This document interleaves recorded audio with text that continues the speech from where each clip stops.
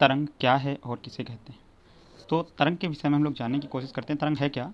तो तरंग एक प्रकार की ऊर्जा है। क्या है? जैसे आप पानी में कंकड़ मारते हो तो उसमें लहर उठती है, हम बोलते हैं तो आवाज़ों की झंझनाहट, किसी सीट पे हाथ पटकते हैं, तो ये सारे क्या हैं, आपकी तरंग उत्पन्न होती हैं। ठीक है। तो तरंग एक तरीके की ऊर्जा का विक्षोभ है। क्या है? ऊर्जा का विक्षोभ। ठीक है। अब हम लोग आगे जानते हैं कि तरंग क्या है, ये तो आप जान गए, या तरंग किसे कहते हैं। दोनों बातें हो सकती हैं। तरंग है क्या, तो एक प्रकार की ऊर्जा है। क्या है? ऊर्जा। और तरंग किसे कहेंगे, तो ऊर्जा के प्रवाह को, ठीक है, या ऊर्जा के विक्षोभ को ही हम लोग क्या बोलते हैं, तरंग कहते हैं। क्या कहते हैं? तरंग। ऊर्जा के प्रवाह को क्या कहेंगे? ऊर्जा के प्रवाह को propagation of energy known as a wave. ठीक है। अब बात आती है ये तरंगें कितने प्रकार की होंगी, कैसी कैसी हो सकती हैं तरंगें। तो तरंगों के प्रकार उनके कणों के, जो जिस माध्यम में तरंग जा रही हैं, तो माध्यम के आधार पर कि कुछ तरंगें ऐसी होती हैं जिन्हें माध्यम की आवश्यकता होती है, कुछ को नहीं होती। कणों के कंपन के तरीके अलग अलग होते हैं जिनमें माध्यम की आवश्यकता होती है। तो इसी आधार पर हम लोगों ने जो है तरंगों को भी कई भागों में बांट रखा है। तो आइए अब हम लोग जानेंगे कि तरंगों के प्रकार और ये कितने भागों में बांटे गए हैं। ठीक है। तो इस विषय पर अगर हम लोग चर्चा करें, तो अब हम तरंगों के प्रकार की अगर बात करें, तो आपकी तरंगों के प्रकार अलग अलग, जैसे माध्यम के आधार पर अगर हम देते हैं, तो एक प्रत्यास्थ या यांत्रिक तरंगें होती हैं और एक विद्युत चुंबकीय तरंगें। ठीक है।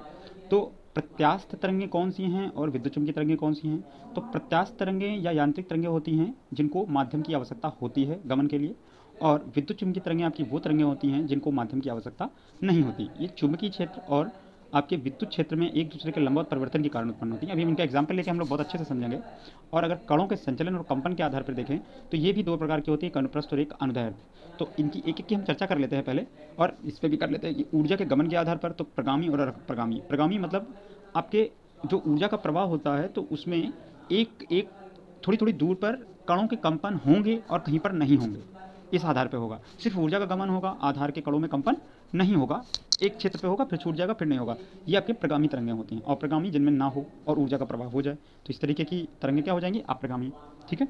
तो आइए, अनुप्रस्थ तरंगें कौन सी हैं आपकी, लॉन्गिट्यूडन लॉन्गिट्यूडन अनुदैर्ध्य होती हैं, और अनुप्रस्थ आपकी ट्रांसवर्सल।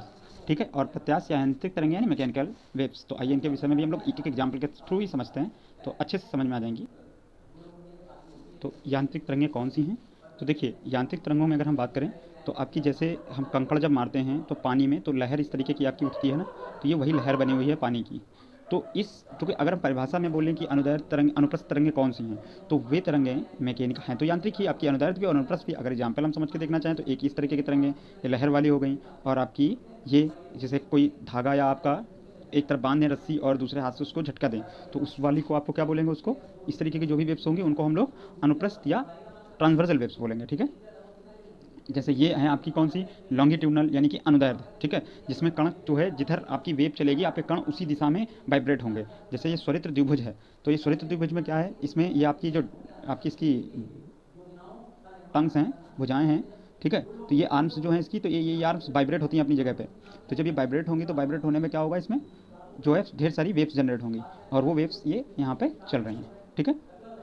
तो ये ध्यान रखिएगा कि यहाँ पे जो होती हैं वो संपीड़न और विरलन के रूप में चलती हैं। ठीक है। और अगर ट्रांसवर्स की उसकी हाँ ट्रांसवर्स की बात करें, तो इसमें क्रीस्ट और गर्त और श्रृंग होता है, जिसको क्रीस्ट और पीक बोलते हैं। ठीक है। ये आपका इंग्लिश में ये लिखा हुआ है, देखिए इंग्लिश में भी आप समझ लीजिए इसको, पीक और क्रीस्ट। ठीक है, उसी को बोलते हैं। और जो ट्रफ ट्रफ होता है, ठीक है, उसको गर्त बोलते हैं। यहाँ पे इन्होंने लिख रखा है, लेकिन ये गर्त जो होगा आपका ये हिस्सा, इसको क्या बोलते हैं, गर्त बोलते हैं, ट्रफ। ठीक है। और क्रीस्ट ये ऊपर वाला पार्ट होता है। तो ये आपके कुछ देखिए। अब अनुदैर्ध्य तरंगें हैं क्या आपकी, अनुदैर्ध्य तरंगें क्या हैं आपकी, जिसमें माध्यम के कण, पहले तो यांत्रिक तरंगें कौन सी हैं, तो वे तरंगें जिन्हें उत्पन्न होने के लिए किसी माध्यम की आवश्यकता पड़ती है, यांत्रिक तरंगें कहलाती हैं। ठीक। उसके बाद ये दो तरह की होती हैं, नंबर एक अनुदैर्ध्य तरंगें और अनुप्रस्थ तरंगें। तो अनुदैर्ध्य तरंगें आपकी कौन सी हैं, अनुदैर्ध्य तरंगें हैं, अनुप्रस्थ तरंगों की हम पहले बात कर रहे हैं। तो अनुप्रस्थ वे तरंगें होंगी जिनमें कणों के कंपन, कणों के कंपन उनके जो वेव है यानी तरंग है उसके चलने की दिशा के लंबवत होंगे। किधर होंगे, लंबवत। ये जो आपका ये पानी है, पानी जो लहर कर रहा है ऊपर नीचे, तो जो कण है इसके यहाँ पे क्या कर रहे हैं, ऊपर नीचे चल रहे हैं, लेकिन लहर या एनर्जी का फ्लो किस तरफ हो रहा है, इस डायरेक्शन में। और कणों का फ्लो किधर है, ऊर्ध्वाधर, है ना। ट्रांसवर्स है। तो अनुप्रस्थ तरंगें आपकी वो होंगी जिसमें कणों का संचलन या कंपन की दिशा तरंग के संचलन के चलने की दिशा के लंबवत होती है, ठीक है ना। When a wave is called transversal wave when the vibration of particles, the direction of the vibration of particles is perpendicular to the direction of propagation of waves, okay. इसके बाद दूसरा एग्जांपल भी हम लोग देख सकते हैं, कौन सा है, ये है, आप देख सकते हो क्रीस्ट और ट्रफ के रूप में। तो ये श्रृंग को हम लोग क्रीस्ट बोलते हैं, ध्यान रखिएगा, ये आपका क्रीस्ट है, श्रृंग जिसको बोलते हैं, और गर्थ ट्रफ होता है ये जो धंसा हुआ हिस्सा है। तो जो आपकी अनुप्रस्थ तरंगें हैं वो किस रूप में आगे बढ़ती हैं, श्रृंग और गर्त के रूप में, श्रृंग और गर्त के रूप में, किसके रूप में आगे बढ़ती हैं, श्रृंग और गर्त के रूप में। और इसमें कणों का कंपन ऊर्ध्वाधर होता है और तरंग के चलने की दिशा आपकी इस तरफ है और कणों का कंपन इस दिशा में, अच्छे से समझ सकते हैं। इसके बाद अगला है, आते हैं विद्युत चुंबकीय तरंगें। ये तो थी दोनों मैंने आपको बताए, कौन से, अभी वो आपका बाकी है, रुकिए उसको भी आपको क्लियर कर देते हैं। ये भी एक एग्जाम्पल है, ठीक है आपका, ये कौन सा है, ये भी ट्रांसवर्सल वेव्स ही हैं। किसी रस्सी को एक कोने में बांध के आप उसको अगर हिलाते हैं तो उसके लिए, ठीक है, रस्सी हो, स्प्रिंग हो।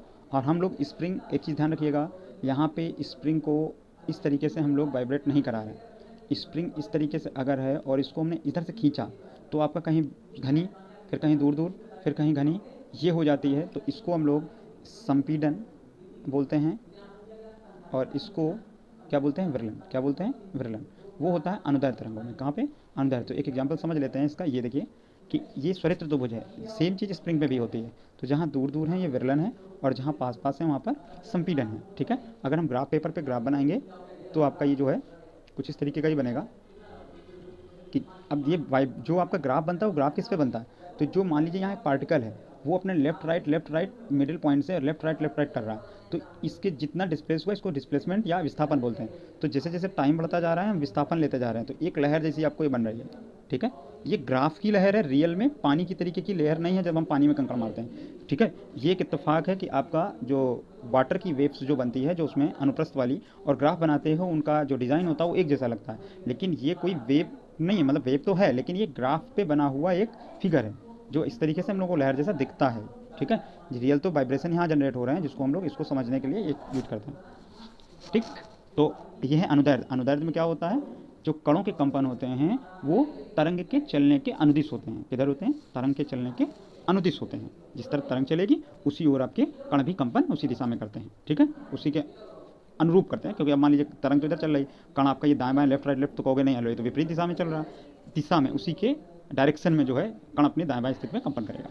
तो इसके बाद अब आता है विद्युत चुंबकीय तरंगें। ये थी यांत्रिक तरंगें, ठीक है, कौन कौन सी, अनुदैर्ध्य और अनुप्रस्थ। अनुदैर्ध्य यानी लॉन्गिट्यूडनल, जिसका एग्जांपल ये स्प्रिंग को खींच दें, और एक ये स्वरित्र द्विभुज की है। और आपका अनुप्रस्थ तरंगें कौन सी थी, जो आपको हमने कंकड़ मारी थी, ठीक है, ट्रांसवर्स वेव्स, जब कंकड़ मार दें पानी में तो पानी में जो लहर उत्पन्न हुई वो आपकी कौन सी हैं, ट्रांसवर्सल वेव्स।